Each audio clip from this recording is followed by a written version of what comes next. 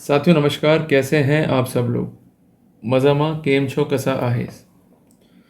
आप सबको जय श्री राम, जय बालाजी की, जय खाटू श्याम जी की। साथियों बेसिकली आज के टाइम पे जहां हम बात कर रहे हैं वुमेन एम्पावरमेंट की, सरकार की एक बड़ी योजना है, पर उस योजना का सत्यानाश करते हैं कुछ लोग जो कि हैं प्रोफेशनल एजुकेटेड बैगर्स। बेसिकली कोई स्कीम आती है गवर्नमेंट की महिलाओं के भले के लिए, उसका ये करती है दुरुपयोग। और सबसे बड़ी स्कीम क्या है भले की, वो है मेंटेनेंस। मेंटेनेंस जो है दायित्व सरकार पे नहीं है, मेंटेनेंस जो है दायित्व है पति के ऊपर। ये भले ही अर्न कर रही हो, भले ही इनकी एजुकेशन हाई हो, पर चाहिए क्या उनको, भरण पोषण। और उसके नाम पे मांगती है भारी भरकम पैसा, और एंड में मांगती है एलिमोनी। अब परेशानी क्या आपके लिए कि आप कितना ही रो लो, चिल्ला लो, चीख लो, पर जज एक ही बात कहेगा, भाई देना पड़ेगा, खर्चा आपको देना पड़ेगा। अब बेसिकली समझ में आता नहीं है क्या करें क्या नहीं करें, तो हमको उन पहलुओं पे देखना है जहाँ पर कोर्ट ने नेगेटिव व्यूज़ दिए, लड़कियाँ डिफीट भी हुई हैं और अल्टीमेटली लड़कों को जो है फ़ायदा मिला है। साथियों दो बातें हैं। पहली बात तो कानून के जो है हाथ लंबे, और दूसरा कि कानून की जो देवी है उसने पट्टी बांधी हुई है। क्लियर है। कॉन्सेप्ट क्या है, निष्पक्ष न्याय होगा, पर निष्पक्ष न्याय की जगह ऐसा दिखता है कि न्याय एक तरफा हो रहा है। सारी समस्या औरतों को ही है भाई, इशू ऑफ प्राइवेसी इनको ही है। कोई पीछा कर ले, स्टॉकिंग का इशू आता है, कोई इनको कुछ बोल दे, हैरेसमेंट का इशू आ गया, कोई टावर की डिमांड कर ले तो उसका इशू आ गया। क्लियर है बात ये। तो इसलिए हमको समझना होगा, कॉन्सेप्ट को समझना पड़ेगा हमें, प्रॉपर सॉल्यूशंस को, ताकि हम इफेक्टिवली वर्कआउट कर सकें। आप चाहते हो ऐसा हो तो आप शांतिपूर्वक एक नोटबुक जो है लेकर के जो पॉइंट्स बता रहा हूँ उसको नोट डाउन करते हुए चलिए।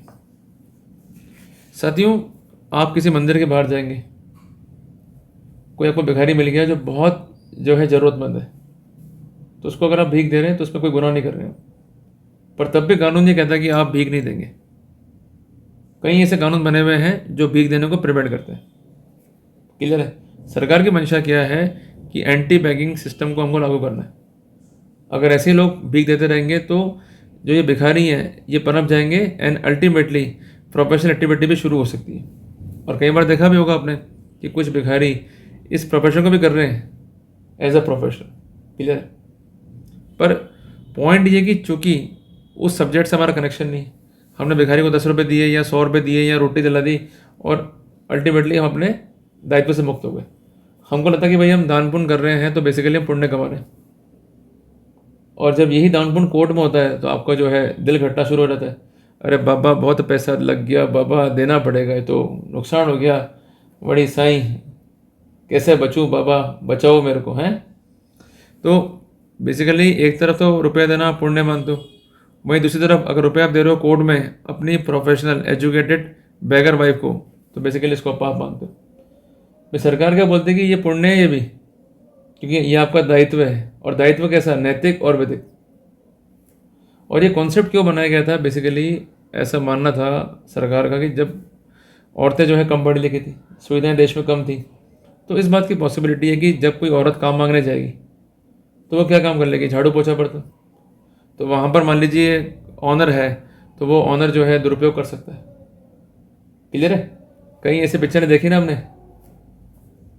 तो उसमें क्या सीन थे, ललिता आजा आजा आजा आजा आजा, देखा ना आपने, ये फेमस डायलॉग है राज बब्बर साहब के पिक्चर के अंदर। मैंने देखा तो मैंने वहाँ से कनेक्ट किया।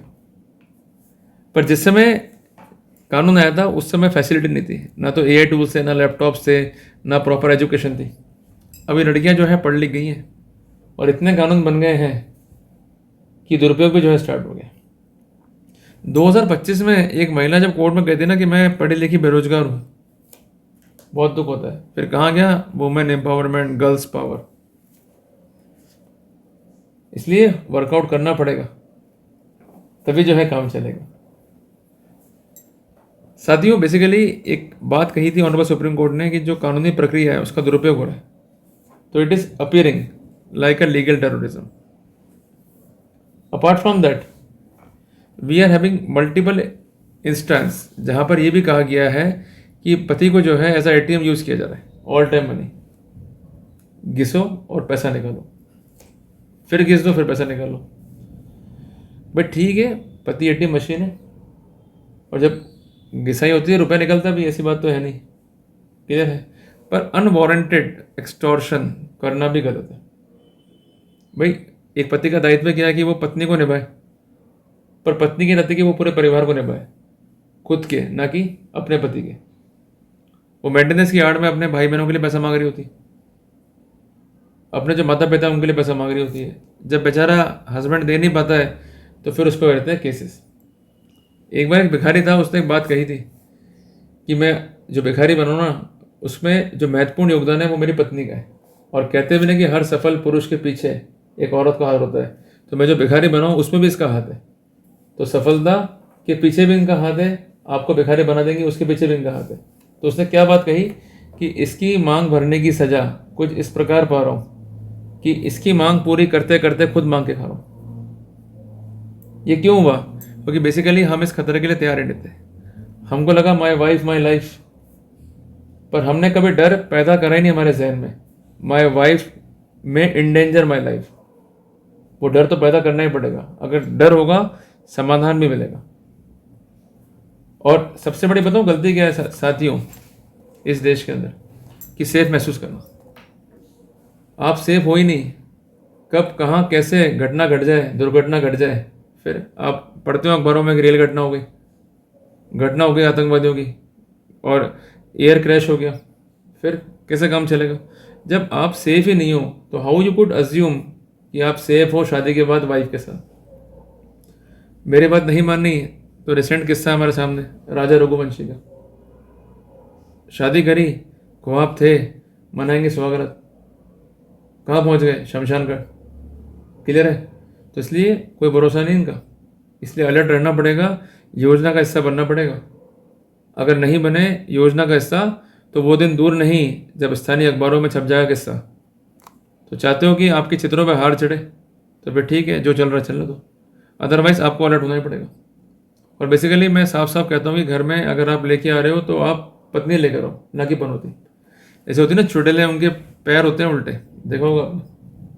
हालांकि दिखती नहीं चुड़ैलें, पर एक सामान्य अनुभव बता रहा हूँ मैं। तो इनका भी दिमाग उल्टा ही है। अपनी माँ के पास जाएंगी, माँ कैसे करूँ इसका इलाज, फिर माँ दे देगी आइडिया। फिर कई बार लेती है एडवाइस ये अपने प्रेमी से, क्या करना है भाई, इसका मार दे, फिर आ जाना मेरी बाहों में। किधर है बात? ये इसलिए अलर्ट रहना पड़ेगा। वो जमाने गए कि जहाँ पर हीरो डोमिनेंट था, जो मैंने बताया आपको किस्सा राज बब्बर का, ललिता आजा आजा आजा आजा, वो किस्से गए। अब तो ये खुद ही पहुंच जाती है जहाँ इनको पहुंचना है। क्लियर बात है? इसलिए वर्कआउट करना पड़ेगा साथियों। आपको क्या काम करना है, इस बात को समझिएगा कि एक थ्रेशोल्ड लिमिट है, उसको सेट करना पड़ेगा। जैसे हमारे अकाउंट में होता है ना कि आपको एक एवरेज मंथली बैलेंस जो है मेंटेन करना है, इसको बोलते हैं AMB। तो आपको वाइफ के लिए भी एक मंथली बैलेंस जो है मेंटेन करना पड़ेगा, जिसको हम कहते हैं WMB, कि मैं इतना रुपया ही अपनी पत्नी पे खर्च कर सकता हूँ। मान लीजिए 100 रुपया, 1000 रुपया, 10,000 रुपया। अगर लिमिट आपने क्रॉस कर ली तो ये बर्बाद भी कर देंगे आपको। क्लियर बात है? जिस तरीके से हम टैक्स की प्लानिंग करते हैं वैसे ही होती है फाइनेंशियल प्लानिंग। अगर आप एक बिजनेसमैन हैं तो basically you may save your self by having LLP और प्राइवेट लिमिटेड। वहाँ पर आप कर सकते हो मनी डाइवर्जन, खुद बन जाओ एम्प्लॉय, टैक्स भी बचेगा और मेंटेनेंस भी बचेगा। और अगर आप एक सैलरी पर्सन हो तो आपको जाना पड़ेगा फैमिली ट्रस्ट में, यही ऑप्शन है। क्लियर है? कई लोग नेगेटिव मानते हैं कि भाई क्यों जाए, जब तक थ्रेशोल्ड लिमिट नहीं होगी अकाउंट्स में दिक्कत हो जाएगी। साथियों आपको ये बात ध्यान होगी, जब हम जो है नया नया फ़ोन यूज़ करना शुरू हुए थे तब लगते थे पैसे इनकमिंग के भी, तो हम लोग फ़ोन काट दिया करते थे, मिस कॉल करते थे। ध्यान है किस्सा वो, केवल कम्युनिकेशंस के लिए। पर जब सुविधाएं आ गई और इन्होंने कह दिया कि भाई आप लगातार फ़ोन यूज़ करो, अनलिमिटेड करो, फिर क्या हुआ? दुरुपयोग शुरू हुआ, नुकसान हमारे तो हुआ। तो अगर आप अपने वाइफ को ले आए अनलिमिटेड पैकेज के ऊपर फ्रॉम थ्रेशोल्ड लिमिट पैकेज, तो फिर आप भी मरोगे। वो क्या बना देंगे आपको? मनी मशीन, कि इसको जो है दंग करते रहो, धमकाओ, इमोशनली ब्लैकमेल करो, अल्टीमेटली रुपए देगा। शुरुआत में ब्लैकमेल कैसा होगा, सेक्स बंद कर देंगे, फिर पीयर जाके बैठ जाएंगी, अल्टीमेटली बच्चे के नाम पर जो है पैसा मांगेंगे आपसे, फिर क्या करोगे। इसलिए ब्लैकमेलिंग का शिकार मत हो, जग जाओ अगर पढ़े लिखे हो तो, अदरवाइज ऐसी एजुकेशन का कोई मतलब नहीं है आपकी लाइफ में। सबसे इंपॉर्टेंट चीज़ है वर्क एंड अर्न। देखो हमारे कानून में एक बात कही गई है, नो वर्क नो पे, क्लियर है। तो मेरा कहना ये है कि इनका दायित्व क्या है, घर संभालना, काम तो करने रही है, आगे मेंटेनेंस मांग ले। जिस पति को कोसती है दिन भर 24 घंटे, और उसी पति से जो है मेंटेनेंस मांगना ये शुरू करती है। तो इसलिए जब आप पर होते हैं ना केसेस, तो आप डिप्रेशन में आ रहते हो। हर आदमी कोस रहा होता है आपको, चाहे वो अपोजिट पार्टी का एडवोकेट हो, चाहे जज हो, चाहे अपोजिट पार्टी हो, उनका परिवार हो, क्लियर है। और फिर आप उनसे कह रहे होते हो कि क्या इतना बुरा हूँ मैं, क्लियर है। पर खैर आपकी माँ तो है नहीं, वो तो माँ से कह सकते हो, बट कितना ट्रबल है। इसलिए कोई सुनेगा नहीं आपको। बेसिकली ये लोग सिर्फ और सिर्फ आपको खाने के लिए पैदा हुए, क्लियर है। तो इसलिए आपको वर्कआउट करना पड़ेगा, और आपको ये ध्यान रखना पड़ेगा कि आपको घर में जब भी कोई औरत लेके आनी है बतौर वाइफ, तो वो पढ़ी लिखी होनी चाहिए, वो अर्निंग होनी चाहिए, क्लियर है। और इसके अलावा आप काम करो HUF पे, काम करो कंपनी पे, और अगर आपकी अर्निंग्स है by the way of salary तो काम करो ट्रस्ट के ऊपर, अदरवाइज मारे जाओगे। ओके, ये सूख जाएंगी।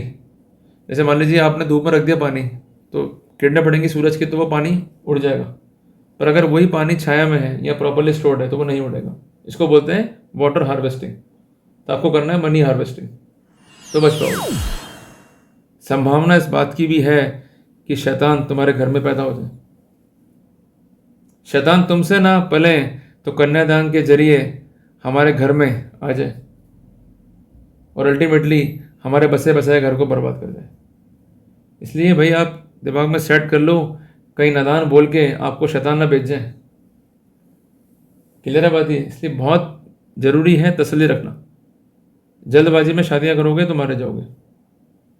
और जो लोग मरे हैं ना, चाहे सुसाइड से, चाहे कट के, चाहे कैसे भी, उनमें से आप भी हो जाओगे। किसी को फर्क नहीं पड़ेगा, सबके लिए आप एक खबर हो। इसलिए जीवन है तो सब कुछ है। कहते हैं ना भाई, जल ही जीवन है, तो समझदारी जीवन है, जल जीवन नहीं है, क्लियर है बात ये। जल जीवन जीने का एक पार्ट है, पर समझदारी बचाव है। साथियों, बेसिकली जिस तरह से एक बिजनेस पनपता है, वैसे एक बिजनेस जो है बन चुका है। आप जाके कोर्ट में देखिएगा पिटिशंस को, सेम लैंग्वेज, मेरे माँ बाप ने बढ़ चढ़ के दान दे दिया। सबके माँ बाप जो है बढ़ गए, चढ़ गए, पता नहीं कहाँ चढ़ गएंगे माँ बाप, क्लियर है बात ये। और अल्टीमेटली फिर इतना रुपया दिया, फिर रुपया दिया, फिर दहेज की मांग पूरी नहीं हुई तो घर से बाहर निकाल दिया, 2 जोड़ी पहने हुए कपड़ों में, क्लियर है बात ये। फिर ये पीयर आ गई, और फिर अल्टीमेटली जो है इन्होंने केस कर दिया। क्या इतनी शरीफ लगती है आपको ये पापा की परियां, क्या आपने कह दिया और घर चले जाएगी।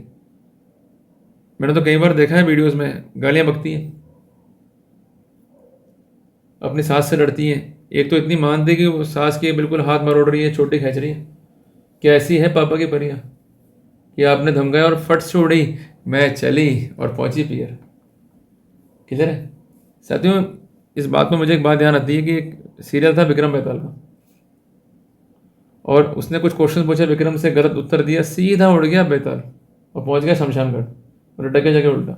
वो होता सीधा पड़ा कि तूने नहीं दिया सही जवाब, मैं उड़ जाऊंगा। और उसको लेके जाना भी था, ठीक है, वचन जो दिया था। तो मेरा कहना ये है कि वचन का वैल्यू है। तो बेसिकली जब आप शादी करो ना, तो आप ये मान लो कि आप उस विक्रम राजा की तरह, और आपकी पत्नी है शैतान, ठीक है। और अल्टीमेटली वो लद गई आपकी पीठ के ऊपर। अब वो आपसे पूछेगी, सुनो वो पापा की प्रॉपर्टी मेरे नाम हो जाएगी। आप कहोगे नहीं, ये गलत है, सिद्धांत के खिलाफ है, मैं चली उड़ी। फिर उसको पकड़ के लेके आओगे, सुनो हम 2 साल तक बच्चा पैदा नहीं करेंगे, फिर आप बन जाओगे राजा। नहीं, ये सिद्धांत के खिलाफ है, सिद्धांत की किताब में लिखा हुआ है, मैं चली उड़ी। ये खेल जो है चलता रहेगा। इसलिए थोड़ा सा अवेयर हो जाओ, अलर्ट हो जाओ, अदरवाइज दिक्कत में आप आ जाओगे। बेसिकली एक ट्रेंड बन गया है प्रोफेशनलिज्म का कि केसेस करो और पैसा पाओ, क्लियर है। ये एक ऐसा धंधा बन चुका है कि जहाँ पर है 0 इन्वेस्टमेंट और प्रॉफिट है 100%। और सरकारें कहती हैं ना भाई, जितना प्रॉफिट हो उतना टैक्स भरो, इसमें टैक्स भी नहीं देना है। मजे की बात तो ये है, बस आपको क्या देना है, केवल शादी। बस फेरे फेरे, 3 दिन सही निकाला, 4th डे जो है गायब हो गए। और अभी रिसेंटली हम किस्से पढ़ तो रहे हैं कि लड़की ने लड़के से कहा कि भाई मुझे समोसा खाना है, ऐसा किस्सा भी आया है, और वो भी गायब झट से। पानी लिया और वो गायब हो गई। ट्रस्ट कैसे कर रहे हो आप, समझ में ये नहीं आ रहा। फिर लुट जाते हो, फिर रोते रहते हो। क्लियर है भाई, पहले थे कबूतरबाज, झूठा वायदा किया नौकरी का, नौकरी मिली नहीं, फिर रोते रहे। और ये है तोतेबाज। किधर है बात ये, अल्टीमेटली आपको चेप गए पनौती, अब आप उसको भुगतो। तो इसमें तो क्या था, चलो ठीक है 10 लाख रुपए ले गया अगला, तो आप रो फिर के बैठ गए। यहाँ तो वो रुपए भी ले जाएगी और कोर्ट केस और कर देगी आप पे, और बर्बाद कर देगी आपको और आपके परिवार को। क्योंकि आप अलर्ट नहीं हो, इसलिए आप खुद मारे जा रहे हो। आपको पता ही नहीं है how to save your property, how to save your money, बस शादी करनी है। साथियों, एक बात मैं कहना चाहता हूँ आपसे, एक फेमस डायलॉग है हीरा ठाकुर का, कि जब तक हम कुछ बन नहीं जाएंगे तब तक हम स्वागत नहीं मनाएंगे। क्लियर भाई, माहौल भी था, जज्बात भी था, सब कुछ था, तब भी जो है बंदे ने दिखाई समझदारी। और आपको अगर ऐसा मौका मिल जाता तो बस फिर आप क्या करते। क्लियर है बात ये, तो इसलिए अगर स्वागत बनानी है तो लिखा पढ़ी जरूर कर लो। जिस तरह से हम चलते हैं हाईवे के ऊपर, तो नियम कायदे कानून सब रखते हैं हम ताक के ऊपर। जहाँ से मर्जी है कट मार लिया, जहाँ से मर्जी हम आगे प्रोसीड कर गए। और जब एक्सीडेंट होता है तो फिर हम रोते हैं, कोसते हैं भगवान को, सरकार क्यों चिल्लाती है बार बार कि अपनी लेन में चले। क्लियर है बात है, पर आप लेने खुद ही तोड़ते हो, जब मर्जी है आप डाइवर्जन करते रहते हो, फिर मरते हो। तो you need a professional guidance, जो आपकी लाइफ में कभी है ही नहीं। क्लियर है बात है, इसलिए आपको वर्कआउट करना है, मैं बार बार कह रहा हूँ। अदरवाइज क्या होगा, लड़की चिप जाएगी, वो स्टार्टअप खोल लेगी और आपसे जो है पैसा खींच लेगी। No tax only profit, no work only gain. और कई बार लिखा होता है ना जिम के ऊपर कि नो पेन नो गेन, तो वो पेन भी आपको होगा और गेन इनको होगा, कि दर्द तुम्हारा फायदा हमारा। और एक पिक्चर आई थी ना फेमस, देखियोगे आप सबने, उसमें एक फेमस गाना था कि आज से ये घर तेरा वो मेरा हो गया, आज से तेरा बिस्तर सब मेरा हो गया, तो सब मेरा ही मेरा है।